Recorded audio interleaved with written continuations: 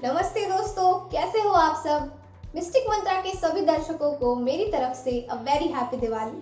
On this auspicious occasion of Diwali I am giving you something special. नहीं, gift नहीं है, लेकिन अगर आपने इस इंफॉर्मेशन को सही से इस्तेमाल किया तो ये आपके लिए लाइफ टाइम गिफ्ट साबित हो सकता है। मैं गारंटी के साथ कहती हूँ कि अगर आपने ये वीडियो पूरा देख लिया तो आपका अपने शरीर और जीवन को देखने का नजरिया पूरी तरीके से बदल जाएगा। आगे बढ़ने से पहले एक बात, अगर आप इस चैनल पर नए हो तो प्लीज इस चैनल को सब्सक्राइब कर दीजिएगा ताकि आप मुझसे हमेशा जुड़े रहें। And please also press that bell icon so you can get my live notification instantly. उससे पहले एक बात बताइए, क्या आप बूढ़े होना चाहते हो? अरे बुढ़ा कौन होना चाहेगा? किसको अच्छा लगता है कि लोग हमें आंटी या अंकल कह के बुलाए? किसी को नहीं। और आपको क्या लगता है ये बुढ़ापा नाम की बला कोई सस्ती चीज थोड़ी है? अरे इसके साथ आती है ढेर सारी बीमारियां। तो बढ़ती उम्र के साथ आने वाली इतनी परेशानियां किसे पसंद है? इसीलिए तो लोग जितना हो सके ये जवानी है दीवानी वाली फेज पसंद करते हैं। But the sad truth of life is ये जवानी है गवानी मेरे दोस्त। पर फिर भी कुछ लोग 60 की उम्र में 40 जैसे और कुछ लोग 40 की उम्र में भी 60 जैसे क्यों दिखते हैं? ऐसा क्यों? देखिए, आपको तो पता होगा कि हमारे शरीर को यूथफुल और हेल्दी रखने के लिए हर दिन पुरानी पेशियों को मरना पड़ता है और उसी जगह नई पेशियों का जन्म होता है। उदाहरण, अगर आपकी त्वचा में सेल्स की डेथ हो रही है तो वहाँ पे झुर्रियाँ दिखाई देगी।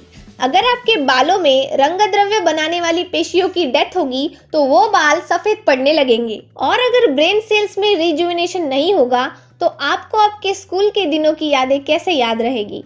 इसीलिए मेमोरी को रिस्टोर करने के लिए मृत पेशियों को हटा के उसकी जगह नए पेशियों का जन्म होना अनिवार्य है। जब हम यंग होते हैं तब ये सेल डिवीजन की प्रोसेस तेज गति से चलती है और बढ़ती उम्र के साथ यही सेल डिवीजन की प्रोसेस स्लो पड़ जाती है। उसी को हम बुढ़ापा या एजिंग कहते हैं। डॉक्टर एलिजाबेथ ब्लैकबर्न की बुक द टेलोमियर इफेक्ट आपको अधिक समय तक जीवित रहने में और स्वस्थ जीवन के रहस्य को उजागर करने में मदद करती है। ह्यूमन एजिंग पर की गई इसी संशोधन की वजह से डॉक्टर ब्लैकबर्न 2009 की नोबेल पारितोषिक विजेता रही है। उन्हें यह सम्मान उनके 2 सहकर्मियों के साथ मिला था जिन्होंने इंसानों के बूढ़े होने की प्रक्रिया के विज्ञान को दुनिया के सामने लाया। फर्स्ट पॉइंट है इंट्रोडक्शन ऑफ टेलोमियर्स। हमारा शरीर करीब 30 से 40 ट्रिलियन सेल्स से बना हुआ है, शायद उससे भी ज्यादा। उस हर एक सेल में होता है न्यूक्लियस यानी केंद्रक, जिसके अंदर होते हैं क्रोमोसोम्स की जोड़ियां जो कि धागों के स्वरूप में विराजमान होती है। इन्हीं क्रोमोसोम्स में जो आखिरी वाला एरिया होता है उस पार्ट को कहते हैं टेलोमियर। टेलोमियर्स ऐसे दिखते हैं जैसे कि क्रोमोसोम में दोनों साइड में टोपी लगा रखी हो। इसका दूसरा उदाहरण है जैसे शूलेसेस में प्लास्टिक की कैप होती है, ठीक उसी तरह क्रोमोसोम्स के धागों में टेलोमियर्स होते हैं जिनका काम होता है क्रोमोसोम्स के धागों को अनवांटेड केमिकल्स या फ्री रेडिकल्स के साथ जुड़ने से बचाना। टेलोमियर की ये कैप्स क्रोमोसोम्स की जोड़ियों को एक दूसरे पर घिसने से या चिपकने से उन्हें बचाती है। पर डॉक्टर ब्लैकबर्न की रिसर्च में उन्होंने ये पाया है कि इनका काम बस इतना ही नहीं होता। टेलोमियर्स हमारी एजिंग प्रोसेस को भी कंट्रोल करते हैं। वाओ, ये हुई ना बात। अब हमें पता चल गया कि हमारा बुढ़ापे का बटन कौन सा है। डॉक्टर ब्लैकबर्न ने अपने अर्ली रिसर्च डेज में पॉन्ड्सकम नाम के एक पेशीय ऑर्गेनिज्म पर संशोधन किया था जो एक अलगी का प्रकार है। लेखिका ने इस ऑर्गेनिज्म में ये चमत्कारिक बात देखी कि इनमें एजिंग की प्रोसेस ही नहीं होती, क्योंकि इनमें सेल डिवीजन की प्रक्रिया होने पर इनके टेलोमियर की लंबाई छोटी नहीं होती। जब इस पर और ज्यादा संशोधन किया गया तो उन्होंने टेलोमरेज नाम के एंजाइम का शोध लगाया जो कि इस पूरे प्रक्रिया में टेलोमियर की लंबाई को बढ़ाता है। और जब संशोधकों ने पॉन्ड्सकम से टेलोमरेज एंजाइम की मात्रा निकाल दी तो उनके टेलोमियर्स की लंबाई पर सेल डिवीजन घट रही थी और इवेंचुअली उनकी एजिंग की वजह से डेथ हो गई। इस ऑर्गेनिज्म से ये लेसन लेकर इसी सेम एक्सपेरिमेंट को पब्लिक हेल्थ एरिया में चेक किया गया। ये एक्सपेरिमेंट उन लोगों पर किया गया जो लोग क्रॉनिक पेन, डिमेंशिया और डिप्रेशन के शिकार थे। इनमें उन लोगों को भी शामिल किया गया था जो लोग इनकी देखभाल करते हैं।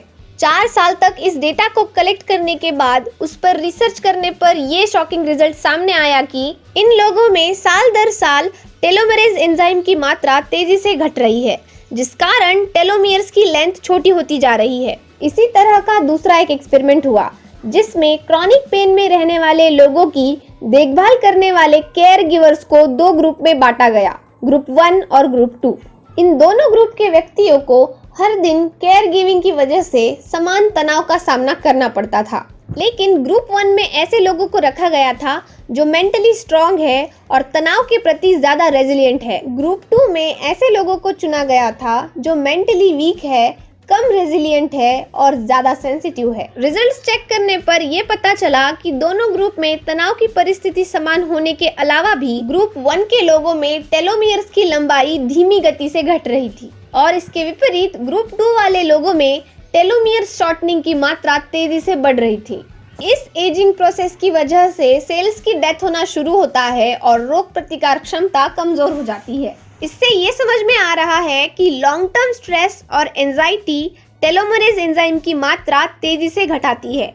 इसीलिए बुढ़ापा और अस्वस्थ शरीर दोनों का जीवन में आगमन होता है। अगर ये इतना ही आसान है तो क्या मार्केट में टेलोमेरेज एंजाइम की बोतल नहीं मिल सकती, जिसे पीकर हम अपनी जवानी सालों साल बरकरार रख सके और शायद अमर भी हो जाए? नहीं, पर ऐसा नहीं है।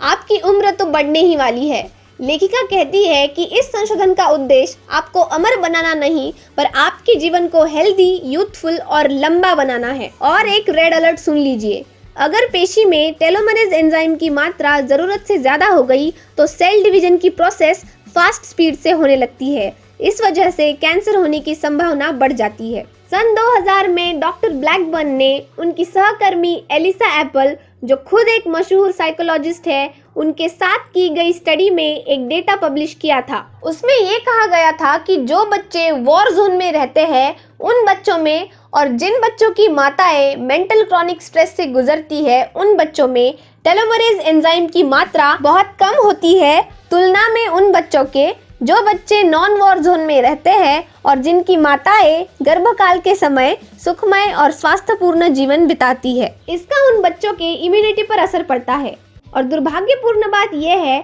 कि ऐसे बच्चे सालों साल उसी डिप्रेस्ड मानसिकता का शिकार होते हैं। उनका मनोबल कमजोर होता है, जिससे हर किसी को निकलना संभव नहीं होता। सौभाग्य की बात यह है कि क्रोमोसोम का ये पार्ट मैलिएबल है, यानी ये बदल सकता है, जिससे टेलोमियर्स की लंबाई पर सेल डिवीजन तेजी से कम नहीं होती। रिसर्च में पाया गया है कि एक्टिव लाइफस्टाइल और मेडिटेशन टेलोमेरेज एंजाइम की मात्रा को गिराने से बचाता है।